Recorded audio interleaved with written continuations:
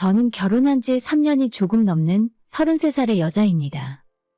남편과 저는 맞벌이 부부고 제 나이 29살에 만나서 1년 연애하고 결혼했어요.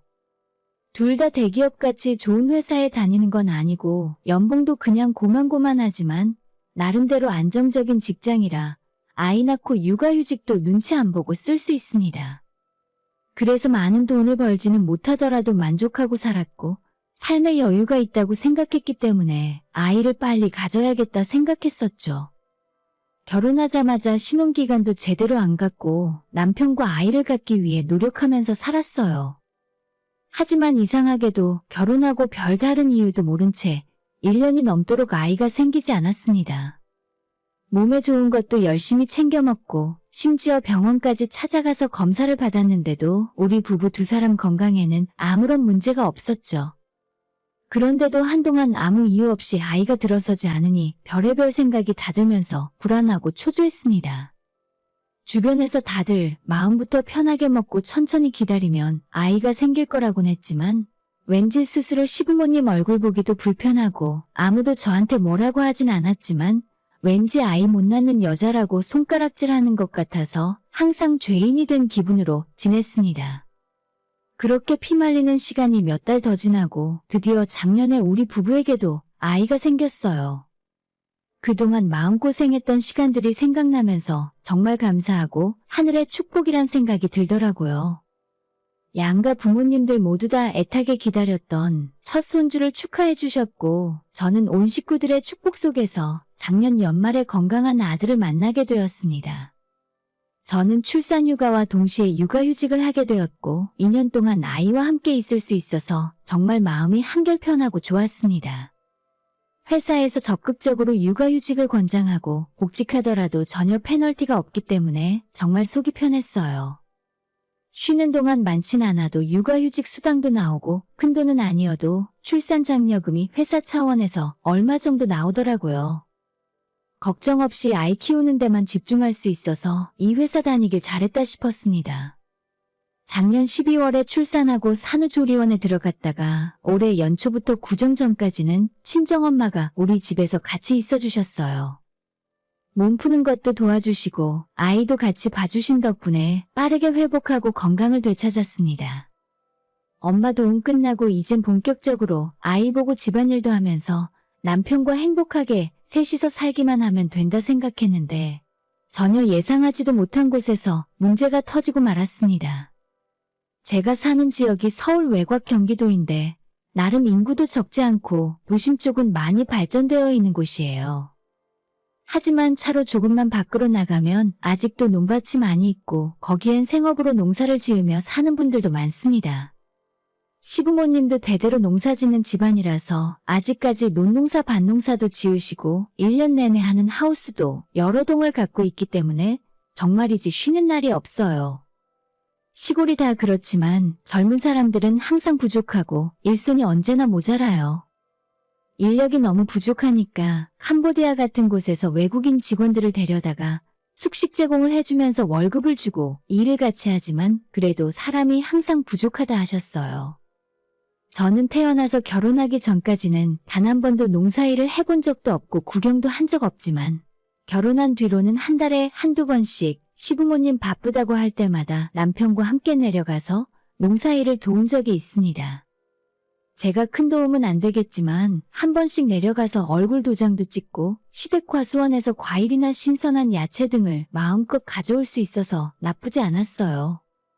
남편은 완전 둘도 없는 효자라서 어릴 적 학교 다닐 때부터 수업 끝나면 시부모님 농사일을 도와드렸다고 해요. 본인은 농사의 뜻이 없기 때문에 업으로 할 생각도 없고 나중에 농사일을 물려받을 일도 절대 없을 거라지만 그래도 일손 부족할 때는 우리 남편이 시부모님에게 가장 큰 힘이 됩니다. 그리고 저는 남편을 따라가긴 잘 따라가는데 농사에 대해서는 할 줄 아는 게 전혀 없으니 어머님 도와서 식사 준비나 하고 밭에 나가서 잡초나 뽑는 정도지만 그래도 나름 운동도 되고 즐거워서 임신하기 전에는 자주 따라갔어요. 그때까지만 해도 누가 시켜서 하는 것이 아니라 제가 좋아서 따라간 거기 때문에 기분이 나쁜 적도 없고 피곤하거나 힘들다 생각하지도 않았어요. 일 끝나면 트렁크에 가득히 농작물을 받아 올 수 있으니 그것도 나름 즐거움이었습니다. 그런 일로 돈을 받지는 않았지만 남편이 땀 흘리며 일할 때 옆에서 돕고 놀다가 오는 정도라서 그때는 주말 이틀 중 하루를 시골에서 좋은 공기 마시면서 시부모님 일도 도와드리니까 보람도 느껴지고 좋았습니다. 정말 신혼 초에는 그렇게 순수한 마음으로 시작했었는데 이게 1년, 2년 시간이 지나다 보니 시부모님 쪽에서는 저를 당연히 내려와서 일하는 사람으로 생각을 하셨어요. 사실 저도 점점 농사일에 익숙해지고 눈에 익으니 열심히 하게 된 것부터 문제입니다. 뭘 하더라도 맡은 일은 끝까지 다 해야 직성이 풀리는 성미라서 농사일을 배운 적도 없고 처음엔 아무것도 몰랐지만 남편 하는 걸 보니 어려울 거 없겠더라고요. 옆에서 같이 일하는 외국인 직원들에게 어깨 너머로 일도 배워가며 시간이 흐를수록 일을 점점 잘하게 되었어요. 나중에는 저도 남편 못지않게 한 사람 몫의 일은 충분히 해낼 수 있었습니다. 처음엔 시부모님도 도시에서 나고 자란 사람이 농사일에 대해 뭘 할 줄 알겠냐면서 내려오면 그냥 놀다가 가라고 말씀을 하셨지만 정작 제가 일을 잘하게 되니까 그땐 완전히 한 사람 몫의 일을 시키셨습니다. 그래봤자 한 달에 2번 정도 가는 거라서 운동 삼아서 즐거운 마음으로 시댁 농사일을 도와드렸었죠. 그 어떤 일이라도 제가 하고 싶어서 하는 일은 힘들지도 않고 즐겁게 할 수 있어요. 하지만 그런 일이 누군가 시켜서 억지로 하게 될 때는 더 이상 즐겁지 않고 힘들고 괴롭기만 한 일이 되어버리더라고요. 예전에 제가 대학 졸업하기 전에 도저히 취업이 힘들 것 같아서 공무원 시험 공부를 잠깐 반년 정도 준비했던 적이 있어요. 그때 제 스스로 정해서 한 일은 아니었고 친정 부모님이 어차피 대기업도 못 들어갈 것 같은데 대학 그만 다니고 공무원이나 준비해보라고 해서 억지로 시작한 공부였거든요.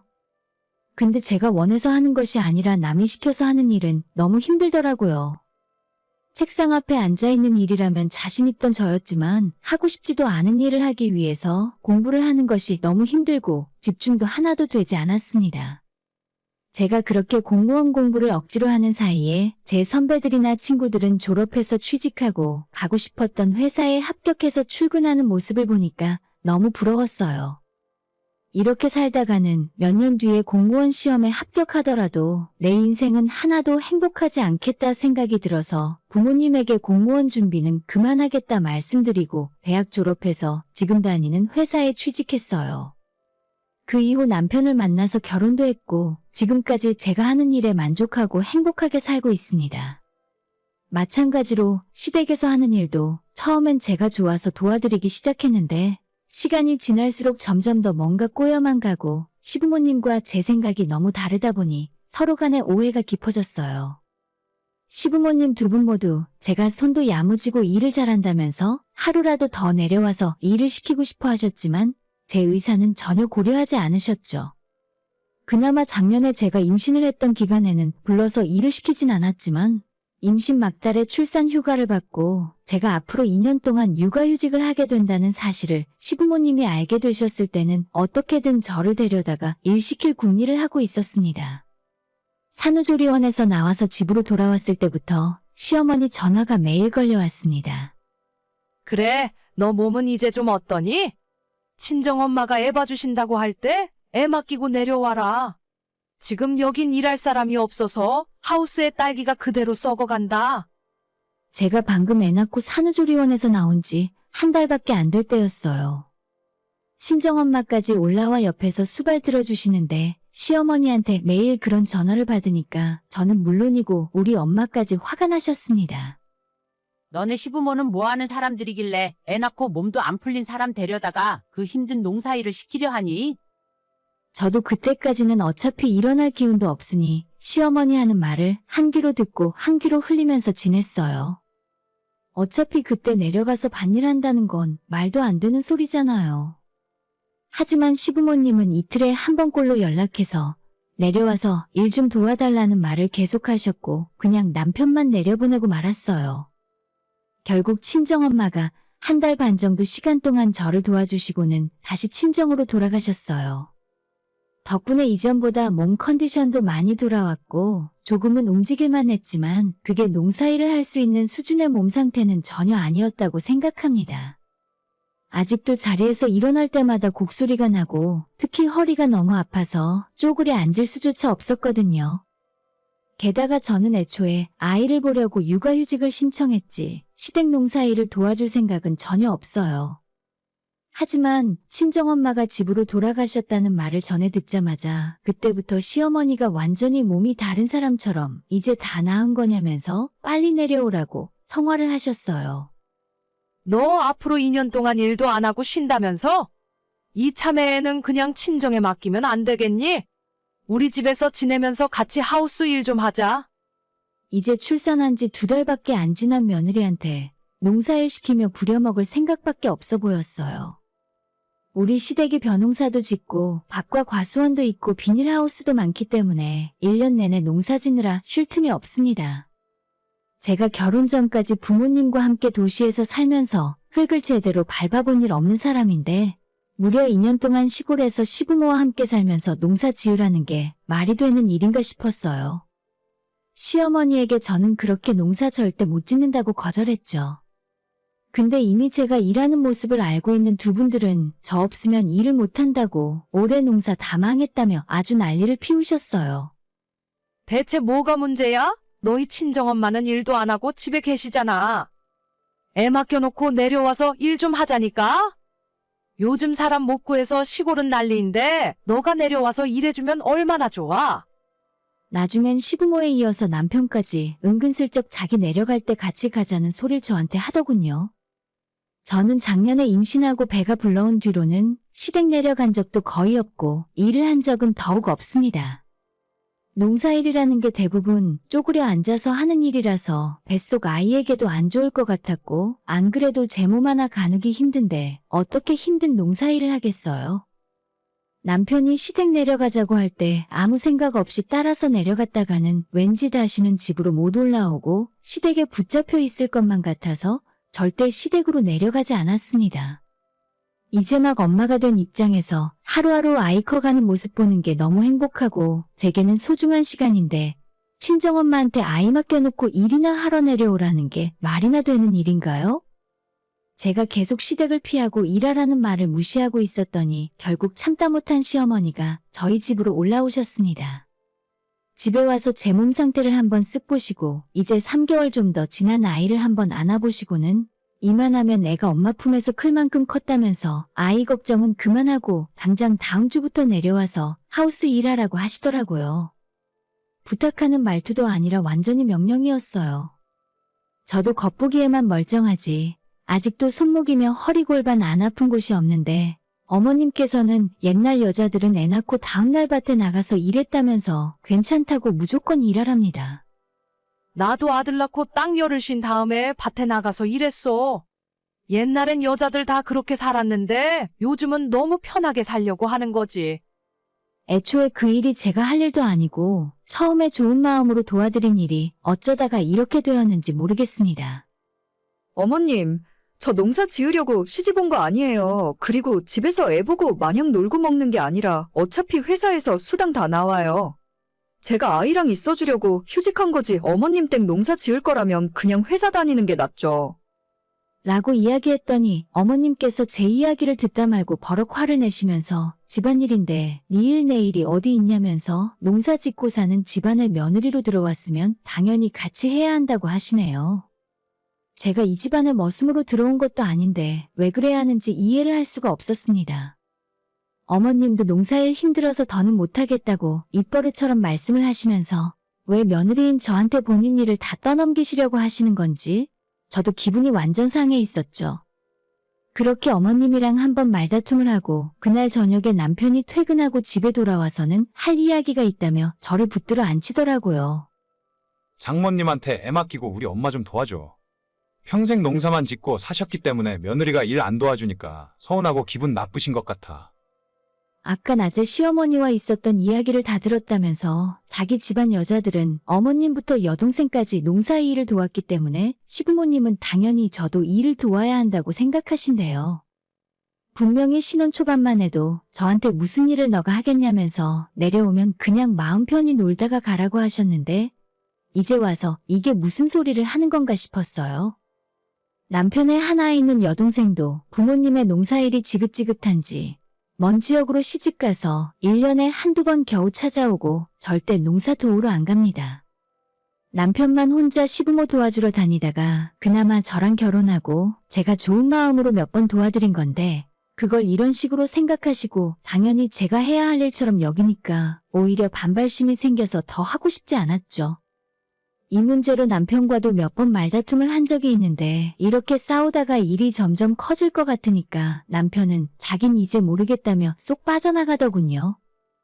육아휴직 기간에 일하고 싶지 않은 제 마음도 알겠고 일손이 부족하니까 며느리라도 데려다가 일 시키고 싶은 부모님 마음도 너무 이해하기 때문에 아무 말도 못하겠대요.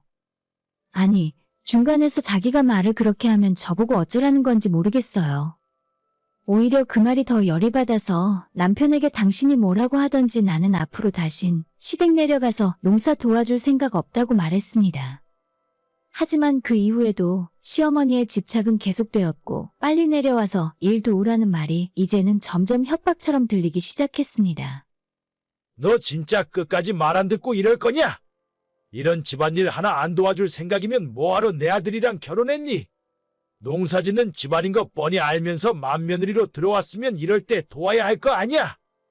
어머님에 이어서 이젠 아버님까지 이런 말씀을 하시니까 이제 더는 안 되겠다 싶었어요. 그냥 사람 새로 구해서 쓰라고 했더니 요즘은 돈을 아무리 줘도 시골에 내려와서 농사 지으려는 사람도 없고 그런 사람 하나 쓰면 월급을 엄청나게 줘야 한다더라고요. 300만 원 준다고 해도 안 하더라. 우리가 그럴 돈이 어디 있니? 그냥 너가 내려와서 좀 도와주면 되잖아, 식구끼리. 아니, 남은 300만 원 줘도 안 한다는 일을 저한테 공짜로 시킬 생각이었나 봐요. 시부모님 전화를 끊고 남편에게 나는 바로 다음 달에 다시 복직해서 회사 다닐 테니까 당신이 육아휴직하고 아이 데리고 시댁 내려가서 농사나 지으라고 했어요. 난 절대 농사 안 할 거야. 당신이 육아휴직 쓰면 되겠네. 아예 시골 내려가는 김에 우리 애도 데려가. 어머님한테 당신 농사일하는 동안 애 봐달라고 해. 남편이 그게 무슨 소리냐면서 눈이 동그래지길래 우리 엄마한테 맡길 생각 말고 당신네 엄마한테 애 봐달라 하라고 했죠.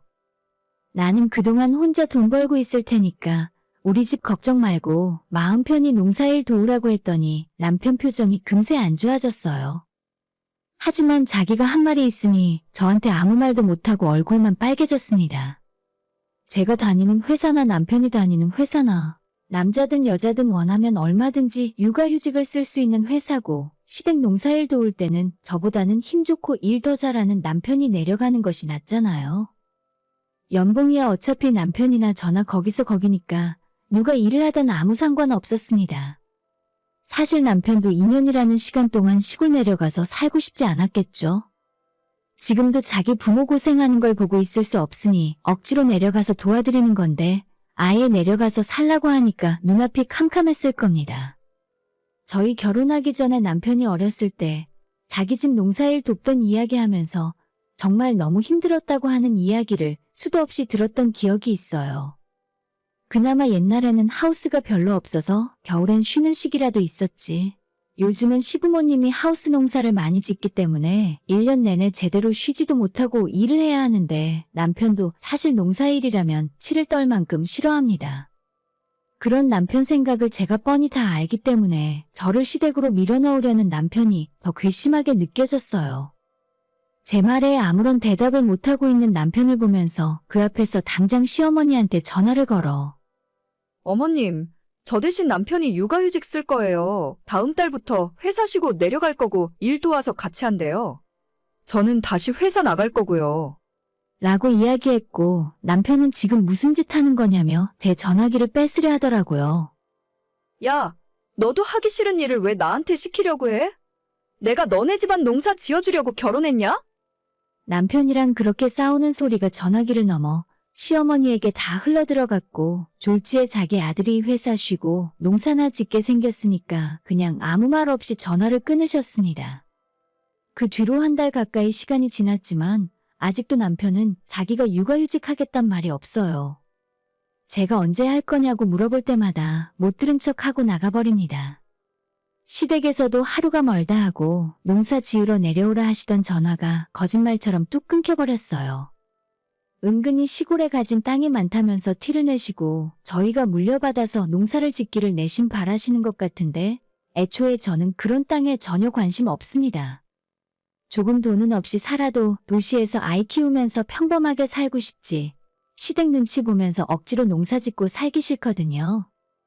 어머님도 하기 싫고 그 집 아들, 딸들도 하기 싫은 농사일을 왜 며느리인 저한테 억지로 시키고 물려주려고 하시는지 정말 이해하기 힘드네요.